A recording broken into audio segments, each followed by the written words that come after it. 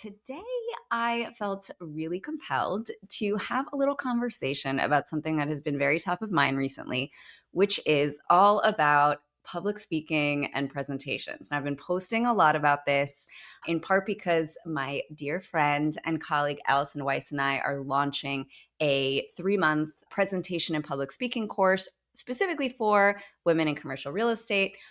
But that has generated a lot of conversations with a lot of people across the industry and outside the industry about how horrible it is to give presentations, right? And so the truth is that most people don't like presenting. Most people think they're not good at it. Most people feel uncomfortable with it. Most people dread it, even those who do it all the time. Now, some of us who've been doing it for a long time have actually gotten used to it. And so the dread isn't really there. I actually tend to enjoy them, but they still take a lot of work, right? And so we built that course to really address all of that, make people more comfortable with presentations, pitches, and public speaking, but also to teach these concrete skill sets. Because at the end of the day, and at the start of the day, public speaking and presentations is a learned skill set. It's not something that you're born with, that you're just really good at or you're really bad at. So we wanted to really help teach people so everyone can feel a little bit more comfortable, a little bit more confident presenting.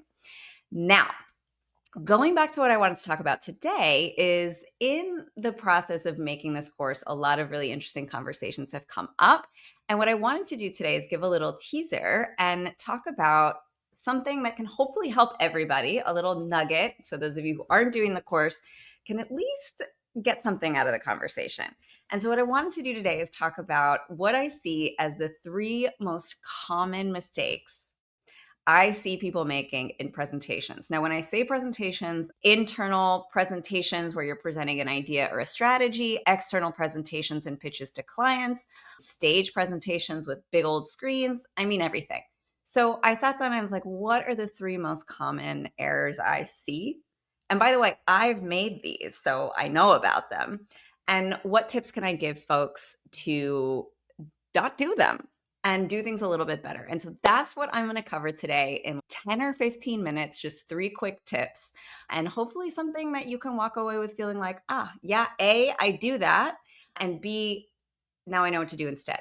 So without further ado, what's number 1? So number 1, and this is a really big passion of mine because I spent most of my career presenting research, data, information, teaching, but I see this a lot. And I did this at the very start of my career. And that is overloading slides with information. That is, and we've all seen it when someone presents a slide or presents information and it's like, boop, tons and tons of data, information, bullet points, text, right? When you overload with information, which I lovingly call info overload, right? We've all seen it, we've all experienced it, and we've all probably done it. So there's actually a good reason we do it. A lot of times we do it because we want to share information and teach. We want to equip our audiences or our clients with data and intelligence and insights. There's also a big part of us that when we do research or we have done a lot of work to prepare for a presentation, we want to show it off and we want to show, look, I'm pitching you this deal or I'm pitching you this idea or I'm pitching you this business. And there's a lot of data and a lot of information behind it to support it. So I want to show you that. I want to reassure you, right? So it's actually coming from a pretty good place. You've done your work and you want to share it, right? But here's what happens when we do that. The audience is just overwhelmed. Cognitively and visually, you see a slide with a ton of information and your eyes glass over. You don't know where to look. You don't know what to focus on, and you're just overwhelmed. Here's the other thing that happens when you do that info overload, especially in a visual way, is you're essentially creating competition between your slide and you. So when you're trying to present something, especially in a pitch, and I've seen this a lot, I worked a lot with commercial real estate brokers doing pitches on really complicated assets like shopping centers, and they had to present complicated data and show all this work that was done and all of the trade market information and all of the data points and the maps and the slides and the images and the charts. And no, what happens is you present a slide, you've got your client or your audience in front of you and you're presenting all this data and you're trying to explain something to them. And psychologically, cognitively, your audience is going, I don't know what to focus on. And so you've done all this work and you're just cannibalizing, is the word we often use, the information. And so you're competing with your own slides. Here are a couple top things that I do to avoid that. One is keep your slides as simple as possible. And one way you can do that, when I present or when I pitch, one of the things I always do before stepping into the room or the Zoom is make sure that every single slide has one precise, clear message or purpose. That doesn't mean it can only say one thing, right? It can say multiple things, but you in your head need to know that each slide has one core message. Maybe the message is, it's hot outside. And then you're going to show a couple data points that support that, or maybe one data point. And I'm thinking that because we're in this heat dome right now and it's awful. Anyways, maybe your point is demographically, the area is growing, right? Maybe that's the point. You want to keep the points simple. Make sure you have one message per slide. Now, there are two advantages to this. One is it becomes easier for your audience to remember and process and go, oh, okay, key point, key takeaway. The other secret little trick that this does is it helps you, the presenter, remember. One of the most common things people tell me, and I've experienced, is I always forget what I'm going to say, or I forgot to say this, or I'm scared I'm going to lose track. One of the easiest ways to avoid that is when you keep your core message super simple for each slide in your head, as you're going through, you have less of that stress about I'm going to forget because you have one key message per slide. That's it. Maybe you have 10 slides, you have 10 things to remember. And the slides are going to help you remember because you have one core message. So that's tip number one. Tip number two is when you're presenting information on the slide, and this takes a little bit of internal discipline, is really limit yourself to one, maximum three data points. I prefer one. So when you have that point you want to make, let's say demographically the area is growing is a key point, right? Typically, what you have is a ton of data to back that up, a ton of information that proves that point. I'll give you an example. With demographically the area is growing, you could show a map. You could show an upward trending chart. You could show key numbers that say in 2000 it was this many people and in 2020 it was this many people, right? There are so many different data points that you likely have to support that point. The discipline, the challenge of the presenter before they walk in the room or the Zoom is to pick the most compelling one. So when you're looking at all the data points, don't present all the data points. Look at those and say, which is the most kind of eye-opening one, which is the one that hits home the most. And by the way, ask other people what they think if you're not sure. You've narrowed it down to three. You're not sure which one really hits the mark, really leaves an impression. Ask your colleagues, ask your friends, ask around, hey, which of these three shocks you the most? And go with that one and just present that one. Why? A, it keeps the slide simple. B, the audience is going to remember. The audience is going to remember. And that's ultimately what you want. And people love a data point, but they don't love 5 million data points. So that's my little secret tip around presenting data and information. Whatever you do, please don't overload the slide. It's not good for your audience and it's not good for you because you stress yourself out trying to cover everything. Tip number two, and actually starting with mistake number two. Now, this is more of an internal one. And this is this belief, this stress and pressure that we think when we walk onto a stage or into a presentation or a pitch is that we need to have all the answers. I see this a lot, especially from more senior leaders, people who are in more senior positions where there's this pressure that you always feel to have the answer. And so what happens is you walk into this stage or this presentation or this pitch, and you are already walking in nervous and stressed and with a ton of pressure because you're carrying this burden of, I'm going to need to be able to answer every question I'm asked. I'm going to need to be able to answer everything, right? So the first thing I'll say to you is no, you don't need to have all the answers. So that is the first tip, is just get that out of your head. You don't need to have the answers. You really don't. And by the way, you don't have all the answers. I don't have all the answers. Nobody has all the answers.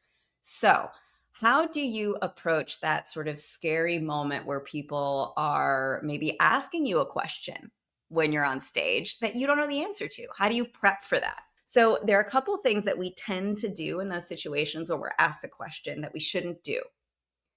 One is we rush to fill the space and we rush to talk because it's awkward and we're uncomfortable and all of a sudden we're in our head and we're getting anxious. Don't do that. There is incredible strength in what I call the power of the pause, right? So you pause. Someone asks you a really tough question. I'm going to use a concrete example. You're presenting on economics, on the market, on Lord knows what, and someone asked you, are we going to have a recession in the next 6 months? Okay, that's a great example because who knows? Are we going to have a recession in the next 6 months? And all of a sudden in your head, you go, oh no, oh no. And you start going, this and that, and you start rambling and you ramble, and people can tell. And then you keep rambling because you're rambling and you can't stop because then it's going to be really obvious. So what do? You pause. You can even laugh and say, yep, that's the question we'd all love to know, right? Or, wow, yep, that's a really good question. Pause. It's powerful. So don't be afraid to pause. Don't be afraid to recognize the complexity of a question or a topic or a situation. 3, what I tend to do in situations like that is I'll say, it's a really great question. A lot of people are asking it. Here's what we do know. And I will talk to the points that I do know. So say it's a recession is the question. Are we going to have a recession? What I would do is say, if I don't know for sure, I don't have a strong opinion, is I would say, here are a couple theories that exist. And I would maybe approach and share some of the different reasoning and arguments that exist or data points that support different outcomes. So what you're doing is you're showing some knowledge on the topic, you're reinforcing your credibility without even answering the question. And you're saying some economists believe that, yes, we will have a recession because of A, B, and C. There's another group that believe we won't because of X, Y, and Z. And so you're informing, you're educating, and you're reinforcing your own credibility without having the answer to the question. I'm probably giving away too many secrets, and everybody who's seen me give a presentation and use this tactic thinks she has no idea what she's talking about. But it's not true, right? You're reinforcing your credibility and you're showing you do have answers to a lot of questions.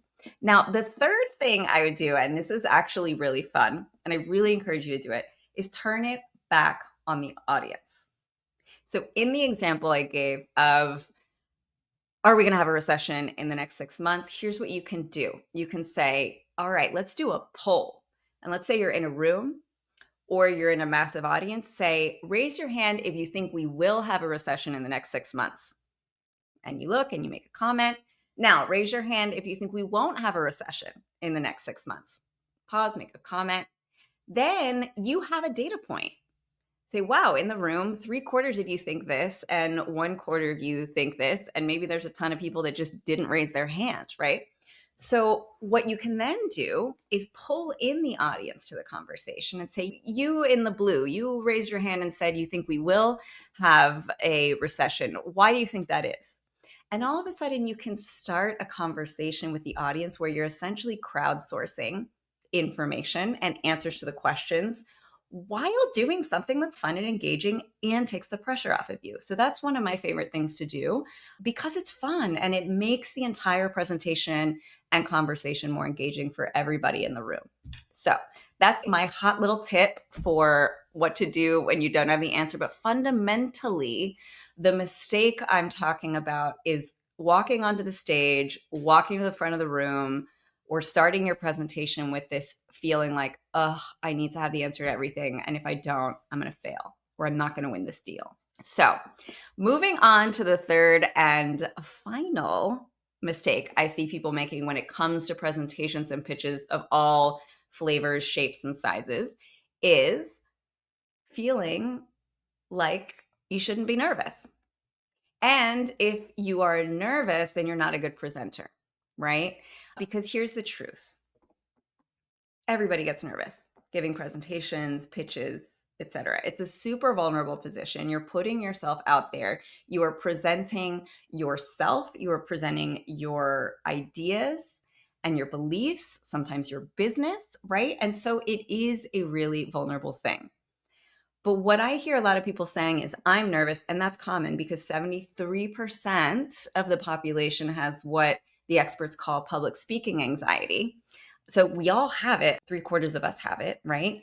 And so this mistake I see is people saying, oh, I'm really bad at public speaking. I'm really bad at presenting in pitches. I get so nervous.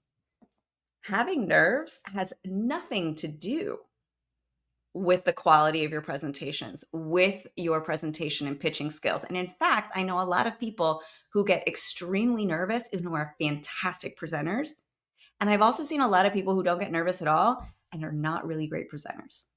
Okay. So the confidence and the nerves are very distinct from the skill set. So I want to get that out of the way.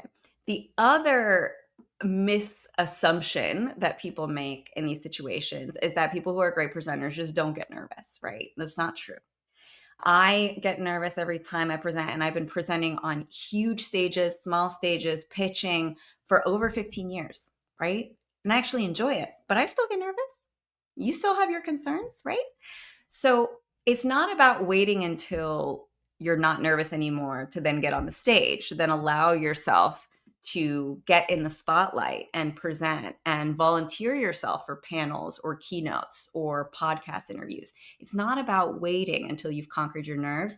It's about learning the skill set and building your toolbox of how you manage those nerves, right? What are your tactics physically? There's a lot of really great science and research around how you calm your nervous system. And we teach that in the course. It's actually a big part of the Speak Up course because it's a challenge that affects so many people. What are the things that really work for you to physically remind your system that you're not being chased by a tiger? You're just getting on stage, right? So that's number one, is you need to build your toolbox of how to manage the nerves. Number two is similar to what I talked about in the first mistake around, and in the second one, around these mindsets of I need to have the answer to everything and I need to share all the information and data I have, right? Once you start to learn these tools and these strategies that shift your thinking before you even step on the stage about what is expected of you, it really takes the pressure off. So it takes the pressure off when you don't feel you need to have all the answers. You don't feel you need to remember 7 million points and data points. And when you have built the skill set and based on the data, the research, and the teaching, what works, you walk onto that stage feeling a lot more comfortable.